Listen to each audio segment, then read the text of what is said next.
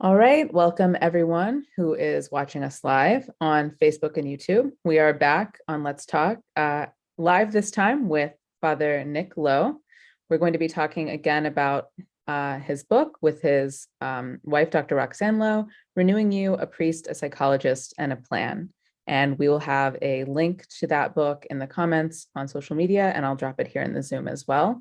But today we're going to be talking about tending to ourselves. So that's the topic today. Since we are live, you can feel free to leave your comments and questions on social media.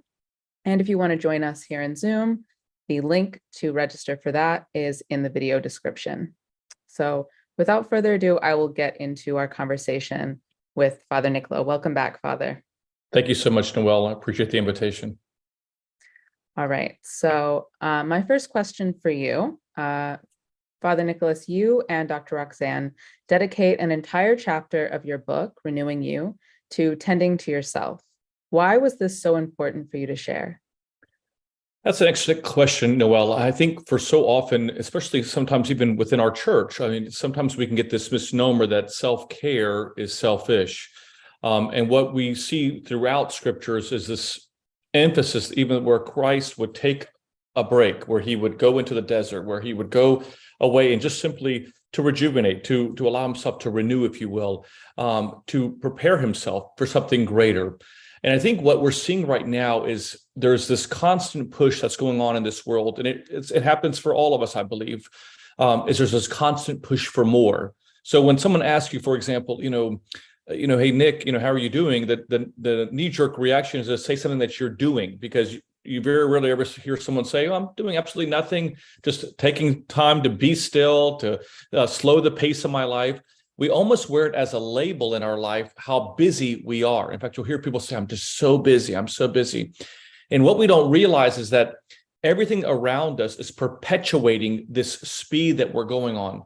And really, if you study scriptures and when we study the writings of the church fathers, we were never intent to operate at the pace that we're operating at. In fact, we are less functional, not only as individuals, but even as organizations, when we're spread so thin and we're unproductive. And so I think what C.S. Lewis has this great quote. He says that throughout human history, all we see is men and women, obviously, he's talking about, but humanity on this constant desire to fill a hole in their life that only God can fill. In other words, they're in this constant desire to keep adding, and we think that more is better. And the reality is, to be quite honest with you, we would argue in our book that less is better. I'll share with you an interesting story that I read several years ago that took place down in South Florida. There was this, as you may know, that there's down in South Florida, it's really big to have greyhound racing. So they have these dogs that are racing, and people obviously gamble on this. And this made the paper, where these greyhounds are chasing a makeshift, if you will, a stuffed rabbit, and they're chasing it around and around and around this track. And what it finds over time during this particular race is, as the dogs are going around, there's a mechanical malfunction with that rabbit, and the entire arm that's kind of leading this rabbit around breaks, so much so that the rabbit itself just kind of explodes, and all this cotton from the rabbit just kind of goes all these different places. But these dogs that were chasing this, when they see this kind of happening, they don't know what to do, because they've been constantly chasing that rabbit. And so it's interesting. In the article, it talks about how the dogs, some of them start laying down. One of them runs sadly into a fence. The other one starts barking at the audience. But my point, Noelle, is sharing with the audience tonight is that for so many of us, we're chasing the wrong thing. And what we don't realize is sometimes until something dramatic happens in our life, we don't realize that every day that we have on this earth is so important, and sometimes we're wasting it chasing something that God never intended us to be chasing. So speaking about how we've gotten busier over time, I know you have some information about this. What are studies sharing with us on how busy we are today? It's extraordinary. Right now, the latest statistics are that, we could spend a tremendous amount of time on just the internet itself and social media. Just for example, the average person either answers or sends 120 emails or receives or sends out 120 emails a day. We're touching our cell phones over 2,000 times a day. Most of our young adolescents are on their phones 3 to 4 hours per day, not to mention the impacts of what all of social media negatively, if not channeled the right way, can impact us. But let's just talk for a moment about the work day. The average American is working now more hours than in any type of recorded history. So we're putting in more hours. And during COVID, Noel, this is actually was just went crazy because people were working from home. And so there was never really this time off or this leaving of the office because the office was oftentimes just in their homes. So we're working more hours now. In addition to that, we're also taking less vacation. We're actually working more, taking less vacation. And one interesting stat that I found that the average time that people spend to clean up their dinner is only 4 minutes. Now, that might sound like a great thing. Wow, you're only spending 4 minutes to clean up your dinner. But what it's showing is that so many people are getting to-go food to eat. The idea of sitting around a table and actually having a meal, preparing a meal, having those conversations with each other are not happening anymore. And the average husband and wife are only speaking, I think we might have mentioned this in the last show, is that they're only speaking or having a genuine conversation. That's a conversation not about getting the kids to piano or soccer practice, but a heart-to-heart conversation. It's only about 3 minutes a day. And so you can see that, I always tell people you can't be in a relationship with someone that you're not communicating with. And so that doesn't work. That doesn't work in our relationship with Christ if we're not communicating with him. It doesn't work when we're not communicating as a family. And again, I would argue that what we're seeing, Noel, to be quite honest with you, is a spiritual battle. It's one of those weapons, I oftentimes call this the weapons of mass distraction, that the enemy wants to distract us so much with busyness in our life that we can't spend time with Christ. It's like we say in the book, if we don't slow the pace in our life, the enemy will create space for him in our life. So it's just one of those things that we have to be very, very careful of. Yeah, that's interesting that you mention, not keeping up conversations with the spouse, with the family. I think it can happen with our coworkers too, Mm-hmm. right? And friends, especially when there's no sort of dividing of our time or intentionality about it. Exactly. You can just sort of go on, and you realize, oh, I haven't really sat down with my coworker, especially if you're working from home. It can be, I haven't really sat down and had Right. a moment. It's just task after task, And what we've saw during COVID is that all of those statistics of about straining on the marriage, anxieties, worries, separation, from being with family, even though you may have been in a room with people around, the statistics on loneliness, marriage struggles, everything like that was skyrocketing during this time. Struggles between parents and children. So I mean, it's one of those things where we talk about this American dream, and yes, it's all about working and to succeed and working to promote. And I don't want any of the listeners start to think that we're not promoting that. We definitely want us to work hard, but we have to remember that there's a fine line between trying to make a living and it destroying our life or the life of the people that are around us. So yeah, talk a little bit more about what are the consequences of being this busy and of the fatigue that comes with it. Yeah, I mean, I think, one of the things that I think, as I was mentioning earlier, is that I believe that this is truly a spiritual battle.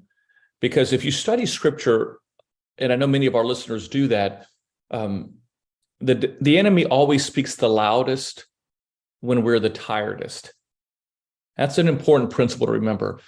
The enemy will always speak the loudest when we're the tiredest. So let me just kind of show you how.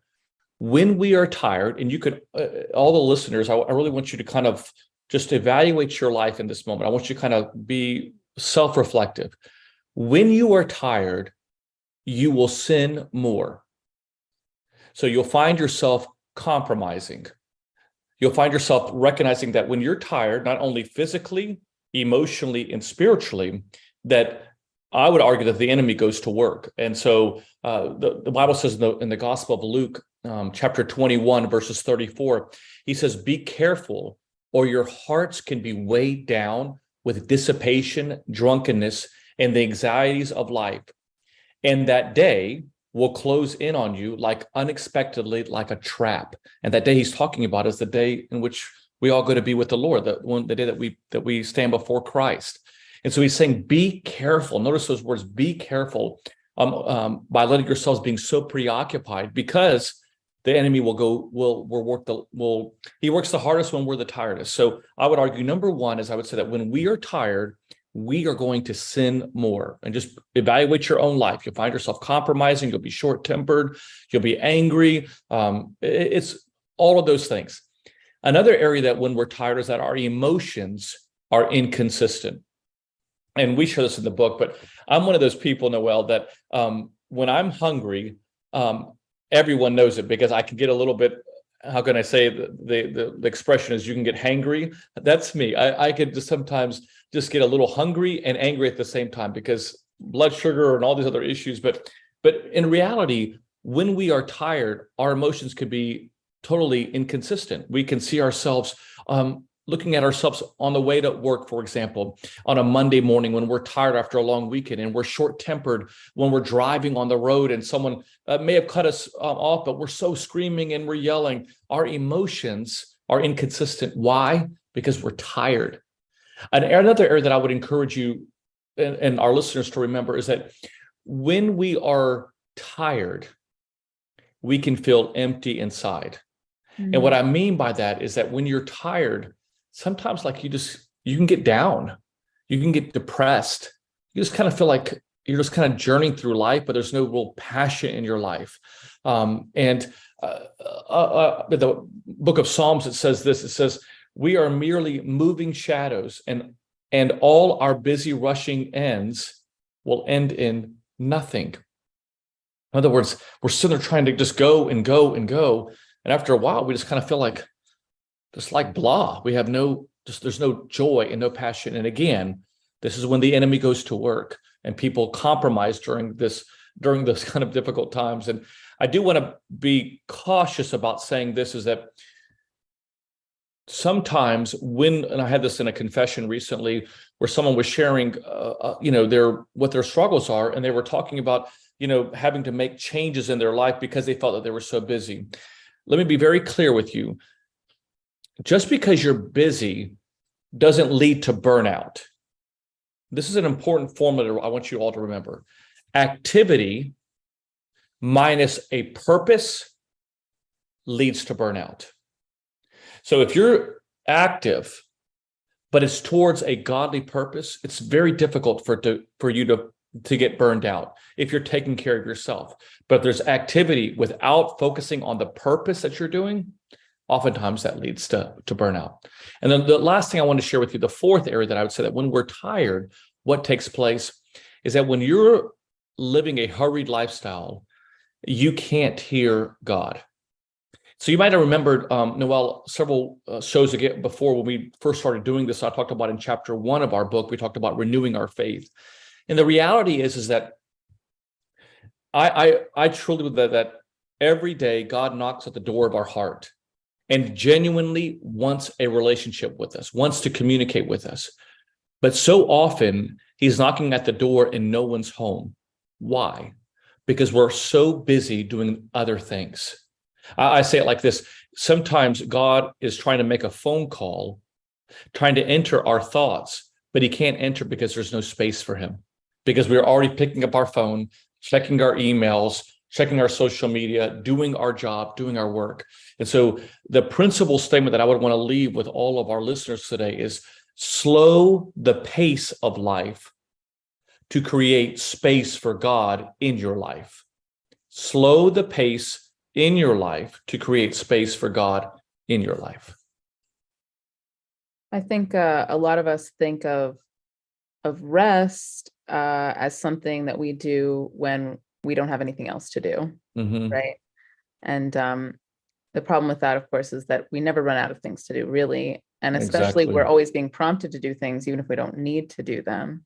So I, Exactly right. And people like that was, I'll be honest with you, I had in my calendar, I oftentimes tell this to people. I say, show me your calendar and I'll show you your life. And if you were to pick up my phone right now, Noel, every single day, I have dedicated time. Every day from 2 to 4 is my dedicated time to simply be in prayer and reading of the Bible, just to kind of clear my mind. Because I'm not a priest that I'll be honest with you, I'm not one of these priests, and there are a lot of extraordinarily gifted priests in our church that may not need this, but for me, in order for me to kind of be able to write, in order for me to kind of stay prayed up in my own personal life, I need that time. I need that time to truly just kind of be purposeful about it. Because like you beautifully stated, for me and for people that kind of have the same struggles that I have, there's never a finish line. There's always just the next task, the next to-do list, the next to-do item that you have to do. So I need to have it purposefully in my calendar to help guide me. yeah, that's a good point. I'm also the kind of person that, even the things I want to do, I won't do them if I don't do them on purpose. I'll Right. realize I went weeks without even just a hobby that I like because, I got distracted. I'll just do the first thing that jumps out at me Exactly. if I don't Exactly. write it down. And even if those things are good to do, it still creates that feeling of chaos to just constantly respond. And if we realize, going back to that initial like thesis statement, that this is, I'm reminded about Christ when he was after he was baptized, he goes into the desert, and then it's in the desert that he's tempted after these 40 days in the desert. And sometimes, I remember, I was doing a Bible study once, and people thought, well, when he went to the desert, he got weak, and that's when the devil was attacking him. And I actually think it's a little bit different. I think that when he got into that desert, into that quiet space, it allowed him to strengthen himself in order to defeat the enemy, in order to defeat him. And so I think that it's one of those things that, like you said, I mean, there's the world that we're living in is going to continue to perpetuate this more. And we're seeing that across the board, and we're going to see it again, not just in our amount of work, but also what we need to buy, what we need to have. And that's going to be on steroids, as we're going to see during the holiday season.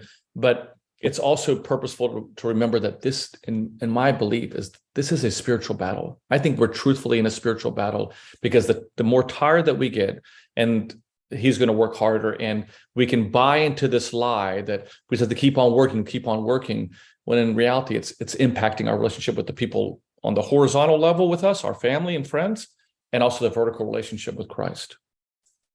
So let's talk about some recommendations for how to fix this, right? What are your suggestions for starting to slow down?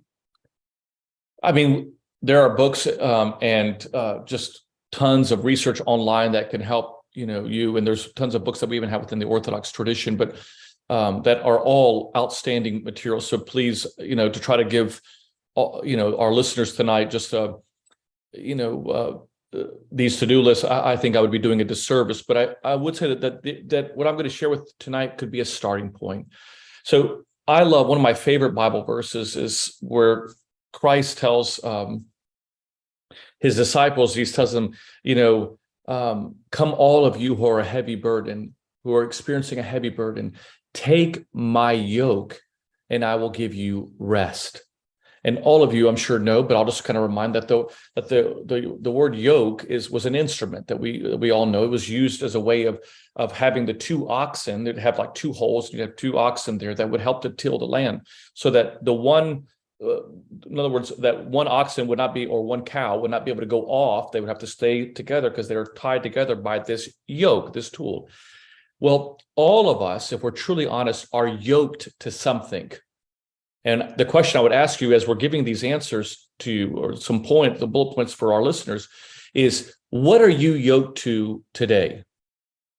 What is the one thing that Christ would tell you to stop being yoked to that you are right now? And he's saying, listen, if you want rest, if you want productive, but also be at rest, he's saying, take my yoke, because nothing else will be able to give you that rest. So in order to take that yoke, Christ's yoke, I want to give you a couple of points. And so, this, Noel, because you're a huge fan of what we do, but, I'm so into practical Christianity. So if you're new to what Roxanne and I do in our book. It's extremely practical, but here's some practical steps I would say. Number one, focus on stillness. In other words, focus on stillness.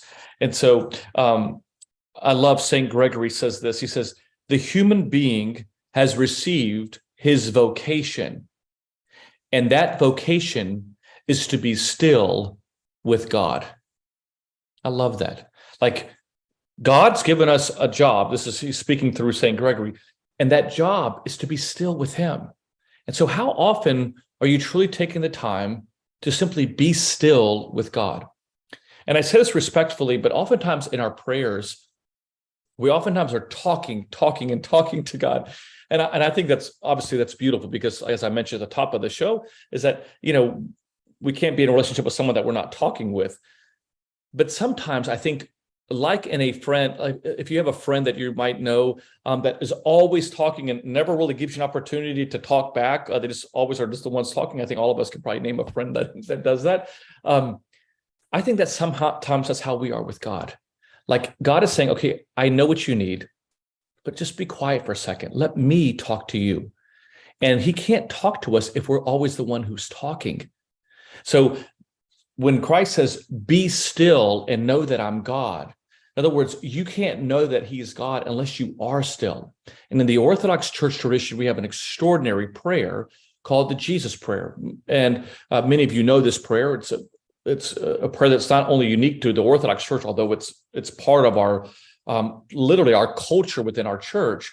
But you even see other churches outside the Orthodox Church using the Jesus Prayer. That's Jesus Christ, Son of God, have mercy upon me, a sinner.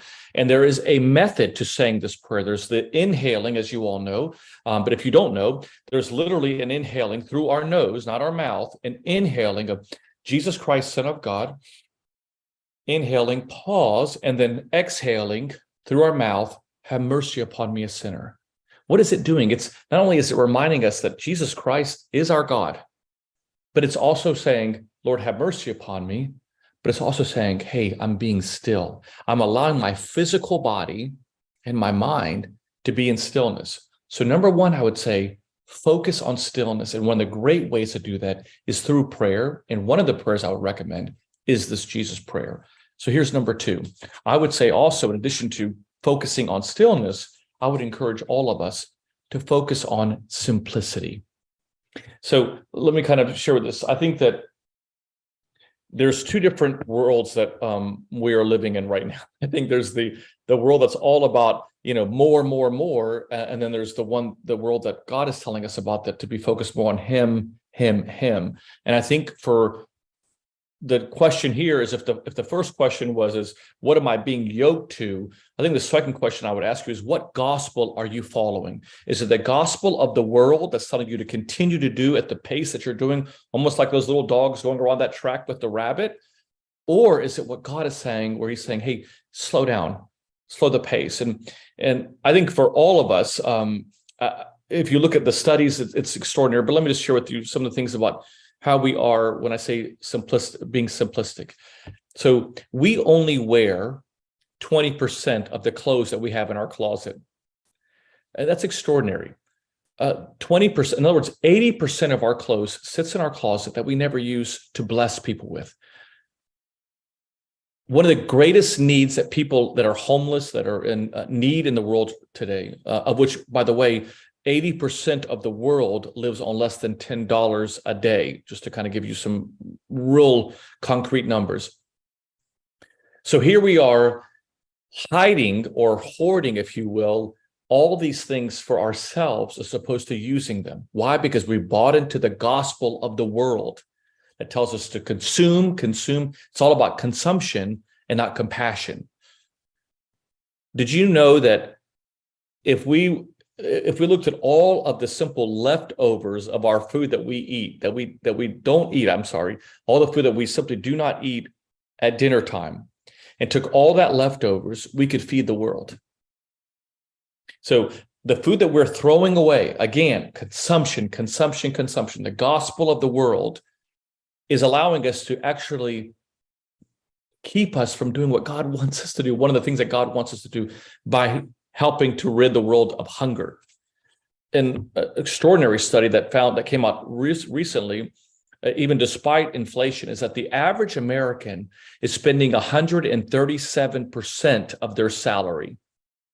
So just imagine. So we're operating totally in debt because we, again, are following this gospel of the world. And I've kind of put it this way. I said that for many people, consumption has surpassed Christianity as our religion.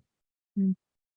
Consumption has surpassed Christianity as our religion. So focus on simplicity. I love how in the book of Hebrews, chapter 12, it says, therefore, since we are all surrounded by such a cloud of witnesses, and you probably, all of you know this verse, but it says, now let us then, since we're surrounded by these saints, let us throw off everything that is weighing us down, everything that hinders and the sin that is so easily entangling us, so that we can run the race that God has marked for us. Just love that. So I would just be very purposeful, everyone, to focus on simplicity. Don't allow consumption to surpass Christianity as our faith. Number 3 would be focus on slowing down. And I think that's just one of the things that I think that many of us, if we're not careful, if we don't have, messages like what we're sharing with today, we can just literally keep on going. I think it's one of those things that I would ask all of our listeners to do today is look for ways that you can slow down in your life. And so I made a list. And so if we have a little bit of time, I'll just kind of give it to you. These are not things that I wish I did all these things. I try my best to do them, but I wrote this and I'm preaching to myself as I'm saying this. But let me kind of give you just a list of these. And some of these are funny too, by the way.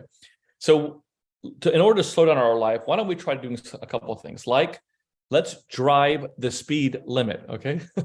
If the sign says 25 miles an hour, then we should go 25 miles an hour. Sometimes I would encourage you, get into the slow lane. Like seriously, just get into the slow lane.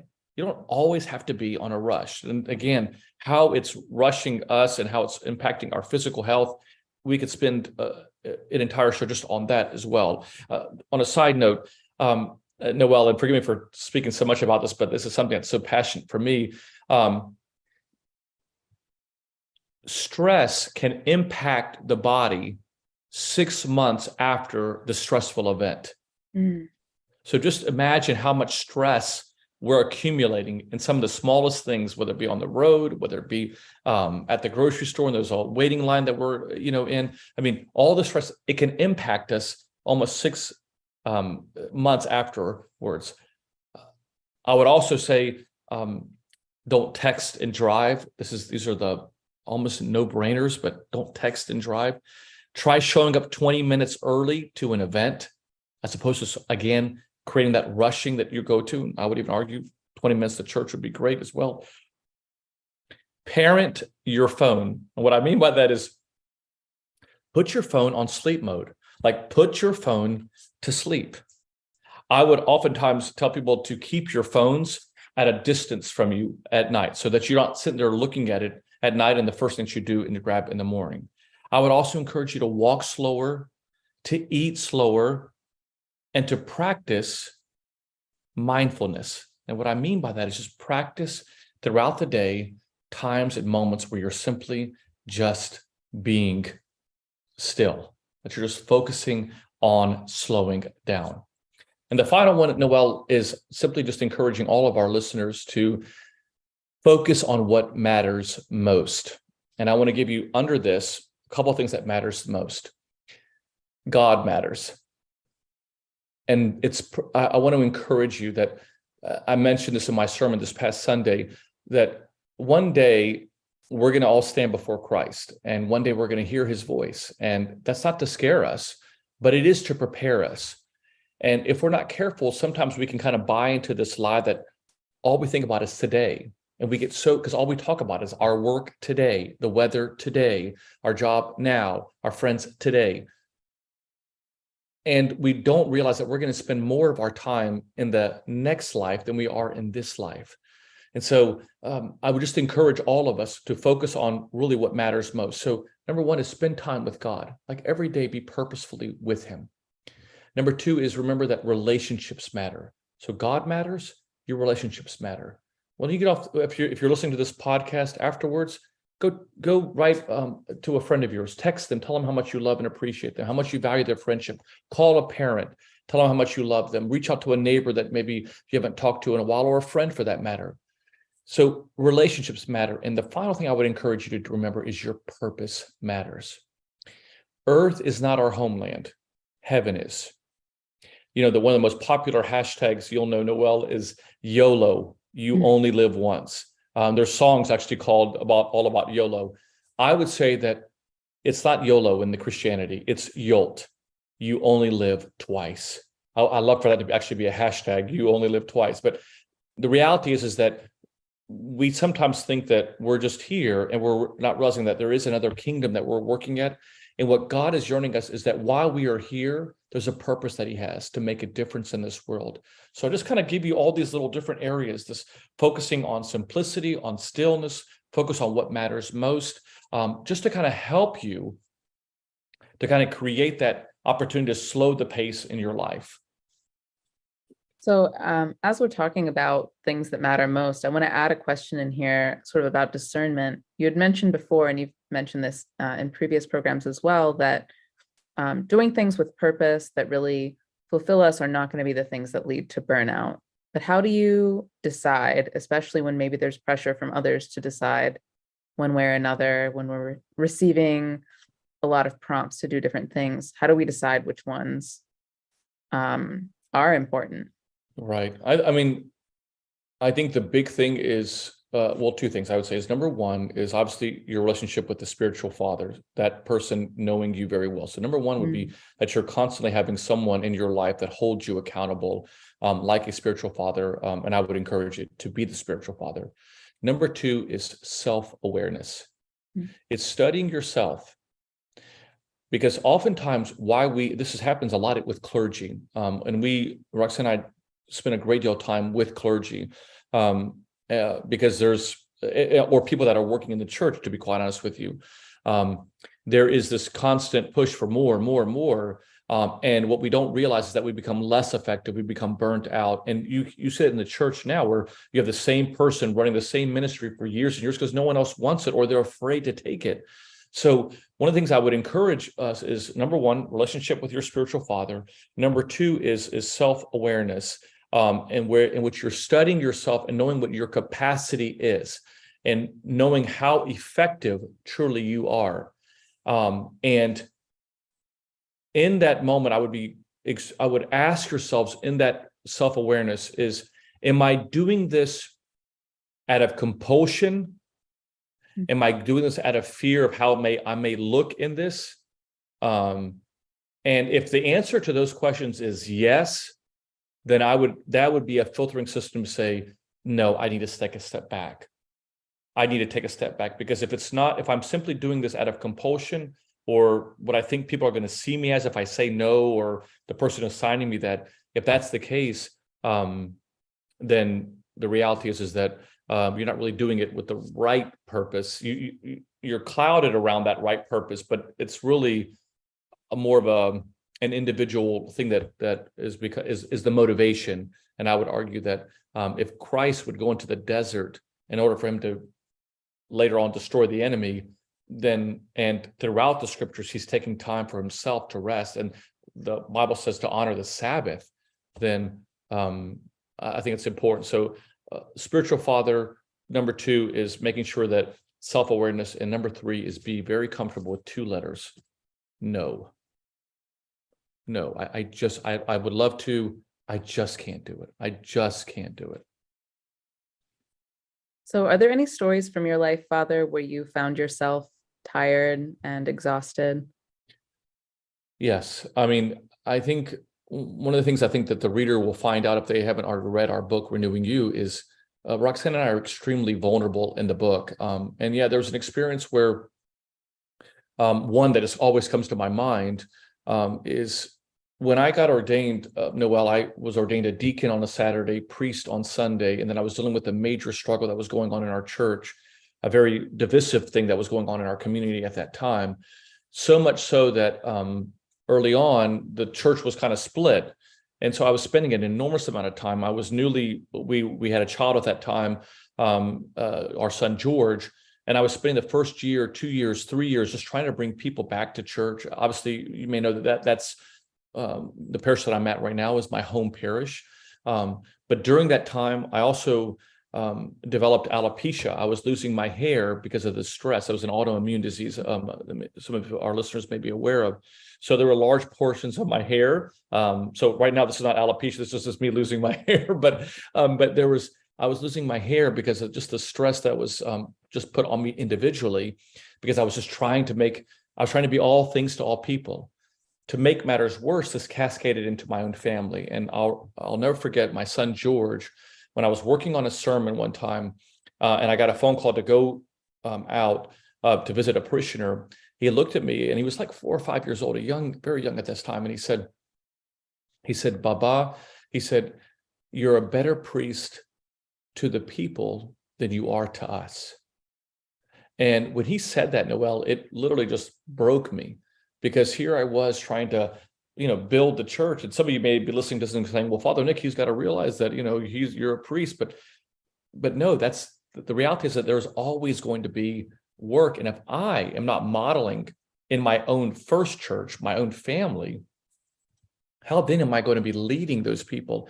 And so what I came to the understanding through my own conversation with my own spiritual father and my own just trial and error is that I cannot fulfill God's purpose that he has for me if I'm tired, if I'm burnt out, if I am so stressed that I've gotten developing autoimmune diseases because of it, and I'm losing my family. I mean, what purpose then am I fulfilling? And so that became really, Noel, a tremendous wake-up call for me. And we're very passionate about that, where we travel and do retreats.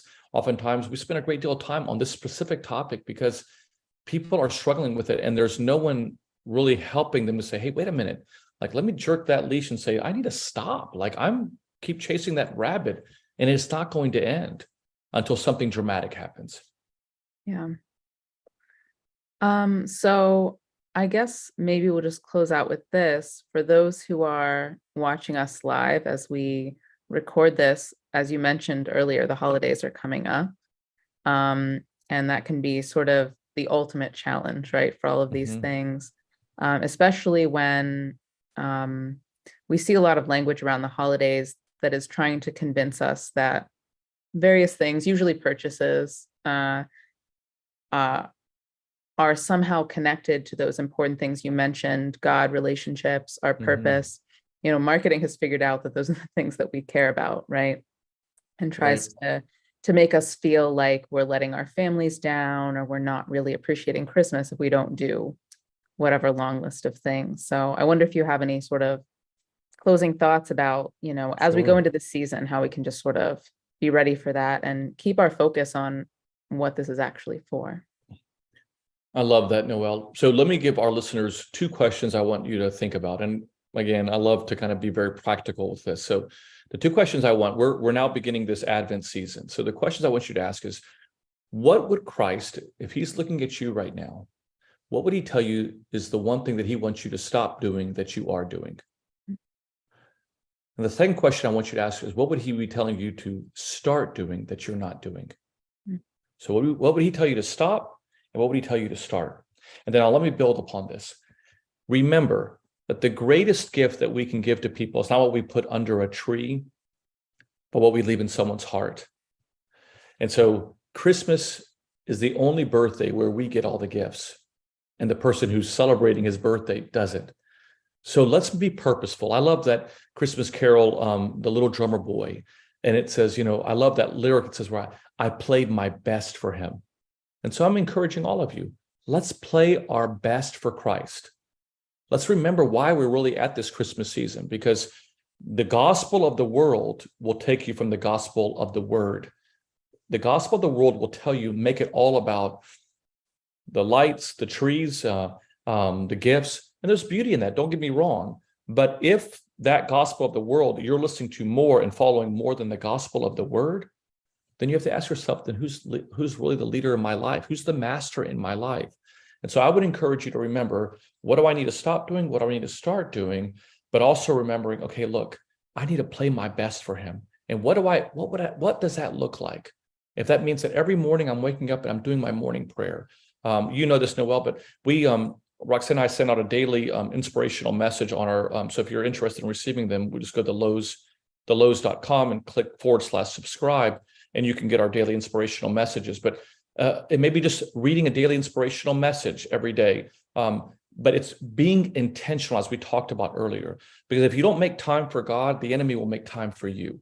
So always remember that. So I'm playing my best with by making a difference in the lives of people. Like, it's not just the vertical relationship that I have with Christ. I need to make the horizontal relationship with the world. There's so many people, guys, that are struggling so much. The holiday season, as a priest, I will tell you this because I have so many people in my community, is torturous for people who've lost loved ones, who are going through struggles in their marriage, or recent divorcees.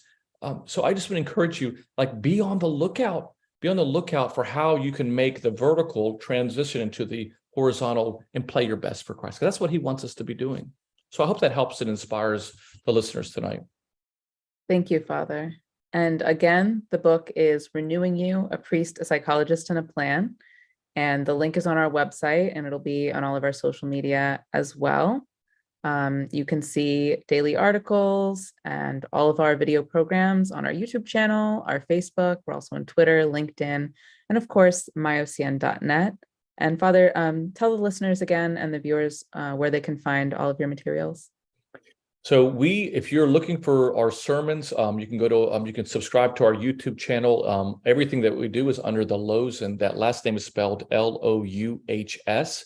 Our website is thelows.com, and then all of our social media platforms, Instagram, Twitter, and Facebook, are all under the Louhs as well. So definitely encourage all of your listeners to definitely like us and to check out our sermons, and hopefully they inspire you in your walk of faith. All right. Thank you very much for being with us again, Father, and I'm sure we'll see you again soon. Absolutely. Thank you, Noel, so much for the invitation. Thank you.